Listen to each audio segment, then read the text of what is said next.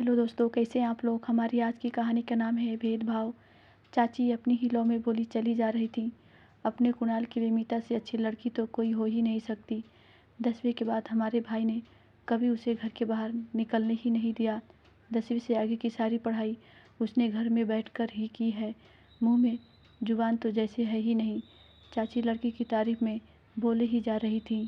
मैंने तो कभी लड़की को उल्टा तो क्या जोर से सीधा भी बोलते नहीं सुना। चाची लगातार बोले ही जा रही थी। हमारे भाई बहुत सख्त हैं। उनके 2 बेटे और ये बेटी मीता है। भैया का बिजनेस भी बहुत अच्छा है। लेने देने में भी कोई कमी ना रखेंगे। उनके सामने मजाल है कोई बोल जाए। सारे घर का काम तो मीता अकेले ही कर लेगी। फैशन तो कभी उसने किया ही नहीं। भाभी को तो बेटे होने के बाद में घर का काम करने का समय कम ही मिला, क्योंकि भाभी के इतने समय बाद तो बेटे हुए और वो भी कमज़ोर। मैं भी कभी जाती हूँ तो मीता मुझे भी कोई काम करने ही नहीं देती।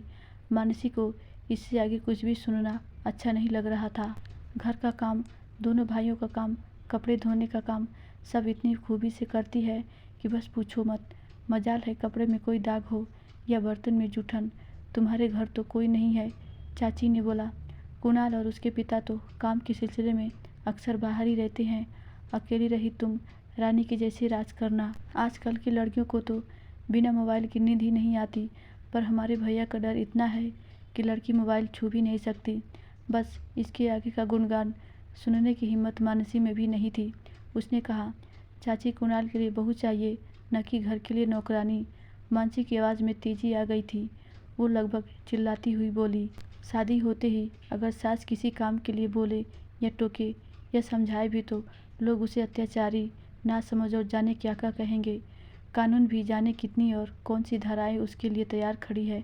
पर समाज अंधा और मौन क्यों हो जाता है जब किसी लड़की का बचपन उससे छीना जाता है, जब उसके सपने और उसका आत्मविश्वास उसके अपने ही घर में तोड़ दिए जाते हैं। उसे स्वावलंबी न बनाकर एक मिट्टी के माधो में ही परिवर्तित कर दिया जाता है और साजो सामान के साथ भेज दिया जाता है दूसरे के घर में मरते दम तक बिना शिकायत करे जीने के लिए। अगर एक कानून हत्या के लिए बना है तो एक कानून उन माता पिता के लिए भी बनना चाहिए जो लड़कियों और लड़कों में भेदभाव करते हैं।